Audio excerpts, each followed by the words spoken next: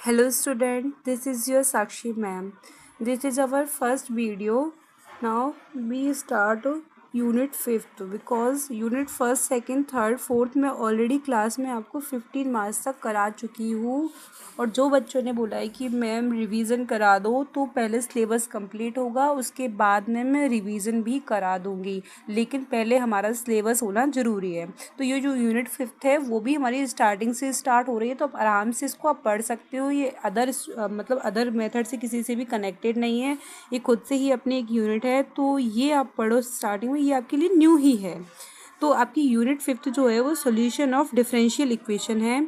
इसमें आपके only 3 methods हैं। यूलर मेथड है आपका, पिकार्ड मेथड है आपका, और आपका 4th ऑर्डर रुंगे-कुट्टा मेथड है आपका। ओनली 3 मेथड्स हैं और इतना टफ नहीं है, बहुत ही इजी है। और इसमें इन क्वेश्चंस की बहुत ही अच्छी आइडेंटिफिकेशन आप कर सकते हो कि सिर्फ ये डिफरेंशियल इक्वेशन दे रखे होते हैं और उनका सॉल्यूशन फाइंड करना होता है। तो आपको सबसे पहले मैं आपको पिकार्ड मेथड कराऊंगी। तो पिकार्ड मेथड जो है आपका, वो उसके लिए आपको इंटीग्रेशन आना ज़रूरी है। अगर जिस बच्चे पर ज़रा भी इंटीग्रेशन नहीं आता है तो वो इसको शायद नहीं कर पाए। और इंटीग्रेशन कुछ ज़्यादा नहीं, सिर्फ x to the power n का डिफरेंशिएशन आपको आना चाहिए। तो पिकार्ड मेथड आपको सबसे पहले आपको एक डिफरेंशियल इक्वेशन इस तरीके से गिवन होगी और उसकी इनिशियल कंडीशन गिवन होगी, जिसको आप जैसे y और x की वैल्यू गिवन होगी, लेकिन जो इनिशियल में गिवन होती है उनको y0 और x0 हम अपने तरफ से मान लेते हैं, क्योंकि x0 और y0 खुद में एक इनिशियल वैल्यू ही होते हैं। तो इसको करने के लिए पूरे मेथड में इतना वो लगाने की ज़रूरत नहीं है एफर्ट्स हमको। फॉर्मूला हमारा ये है, y to the power n equals to y0 plus x0 to power x f x comma Y and की पावर n-1। हाँ, ध्यान रखना इस n इक्वल्स टू हो जाता है आपका 1 2 3। जब आप यहाँ पर इस फॉर्मूले में n इक्वल्स टू 1 पुट करोगे तो 1-1 मतलब क्या आएगा, 0, y0 आएगा। अगर y पे पावर 0 में है या नीचे लिखी हुई है तो बात एक ही होता है, मतलब वो वैल्यू जो हमको गिवन होती है, y की पावर 0 हो या y0 एक ही बात होती है। तो नाउ प्रोसीड। इस तरीके से आपको मैं आपके नोट्स भी प्रोवाइड करा दूंगी। अभी तो मैंने ऐसे ही रफली बना दिया, बट मैं नोट्स भी आपको प्रोवाइड करा दूंगी अगर आपको नोट्स की ज़रूरत लगती है तो।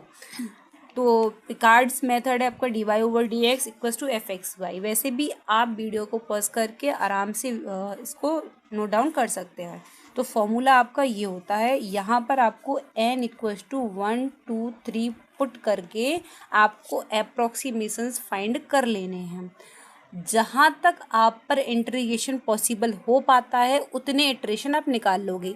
2 तक तो आपको निकालना ही है, 3 या 4 भी हो सकते हैं, इससे ज़्यादा नहीं होंगे क्योंकि इंटीग्रेशन बड़ा हो जाएगा, तो बड़ा क्वांटिटी में इंटीग्रेशन करना हमारे लिए पॉसिबल नहीं होगा। तो 3 या 4 टाइम भी आप कर दोगे तो कोई दिक्कत नहीं है। तो आपको इस तरीके से क्वेश्चन गिवन होगा, find the solution by Picard method, और होगा बाई पिकार्ड मेथड। आपको क्वेश्चन पेपर में आपको गिवन होगा कि इस किस मेथड से करना है, पिकार्ड से करना है, यूलर से करना है, रुंगे-कुट्टा से, वो आपको मेथड का नाम मेंशन करेगा। तो विच पासिस थ्रू 0-1, तो इसका मतलब जो भी पासिस थ्रू है, मतलब कि ये x0 की वैल्यू गिवन है और y0 की वैल्यू है। मतलब कोई भी आपको x और y स्टार्टिंग में गिवन है तो समझ जाना वो x0 है और y0 है। इन द इंटरवल 0 से 0.5 तक हमको वैल्यू निकालनी है, 0 से 0.5 तक। मतलब x0 से x0 की वैल्यू आपको 0 दे रखी है, x की वैल्यू जब तक 0.5 नहीं आती तब तक हमको निकालना है। यानी कि x1 है, x2 है, x1 है तो इसका फॉर्मूला हो जाता है आपका x0 प्लस h, x2 हो जाता है आपका x0 प्लस 2h। इस तरीके से x की वैल्यू हम देखते हैं, h की वैल्यू आपको गिवन रखते जाएंगे और इस तरीके से देख जाएंगे। लास्ट में से अगर हमको x2 x3 x4 x तरीके निकालेंगे, जब तक हमको 0.5 नहीं मिल जाता तब तक हम वैल्यू निकालते जाएंगे उस पर। ओके, तो सबसे पहले हम फर्स्ट इटरेशन निकालेंगे। नाउ फर्स्ट इटरेशन, अब ध्यान रखना dy/dx जो होता है उसको fxy भी बोलते हैं, इक्वल्स टू 1 प्लस xy आपको ये गिवन है। आपको इनिशियल कंडीशन x0 बराबर 0 गिवन है, y0 इक्वल्स टू 1 गिवन है आपको। ओके, नाउ फर्स्ट अप्रोक्सीमेशन है आपका n इक्वल्स टू 1। तो n, अब फॉर्मूले में आप n इक्वल्स टू 1 पुट करोगे तो y1 equals to y0 plus x0 to the power x f x comma Y की पावर 1-1 यानी कि 0 हो जाएगा और dx। अब जैसा कि मैंने आपको बताया था y0 ऐसे ले लो चाहे ऐसे ले लो, एक ही बात है, और इसकी वैल्यू हमारे पास में गिवन है। y0 और x0 की वैल्यू 0 है, तो जहाँ पर भी x0 और y0 है वहाँ पर इनकी वैल्यूज़ को हम क्या कर देंगे, पुट कर देंगे। ओके, तो हमने यहाँ पर पुट किया y0 की वैल्यू थी आपकी 1 और x0 की थी 0, पुट किया तो कुछ इस तरीके से हमारा आ गया। ओके, अच्छा, लेकिन हम अब फंक्शन x, 1 है, इसकी वैल्यू कहाँ से निकालेंगे?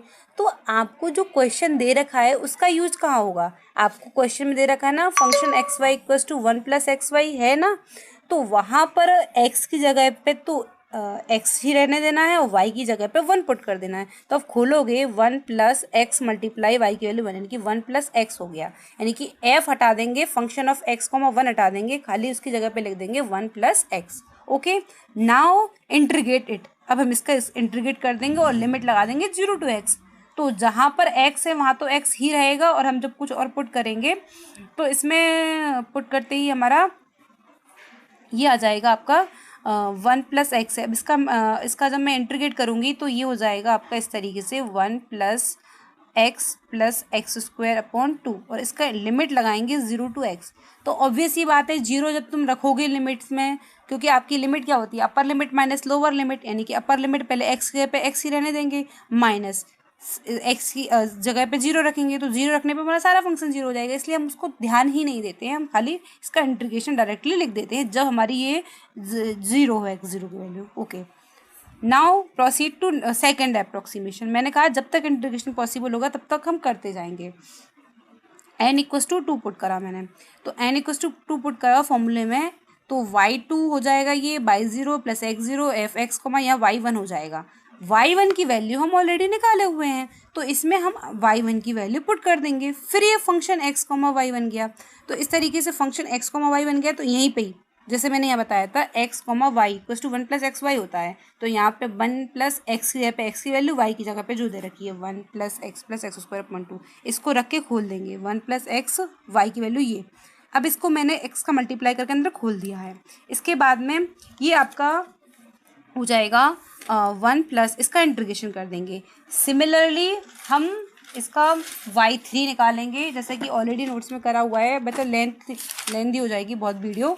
थर्ड अप्रोक्सीमेशन में n = 3 पुट करेंगे, तो वही y2 की वैल्यू आएगी रखने के लिए फॉर्मूले में, क्योंकि आपका फॉर्मूला इस तरीके से बनेगा y3 = y0 + x0⁴x f(x, y2), तो यहाँ पे हम y2 की वैल्यू रख देंगे। तो इस तरीके से ये कंडीशन आपकी बनेगी, ये नोट्स में आपको प्रोवाइड करा दूंगी। तो इस तरीके सिमिलरली आप इसका y4 तक निकाल लेंगे, उसके बाद 8th पावर तक है, मतलब लंबा हो गया, तो इससे आगे हमसे सॉल्व नहीं होगा। अब हम आप क्वेश्चन को यहीं छोड़ के और हमको क्या करना है, वैल्यूज फाइंड करनी है। हमें वैल्यू फाइंड करनी है 0 से 0.5 के 20 तक की। तो देखो बेटा, जैसे कि x0 जब 0 था तो y0 की वैल्यू 1 गिवन थी, क्योंकि हमको इंटरवल 0 to 1 दे रखा है। अच्छा, अब x0 और y0 पता है, अब हमें निकालना है x1 निकालना है हमको।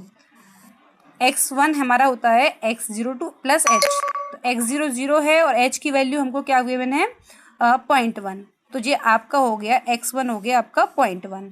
ठीक है, तो x की जगह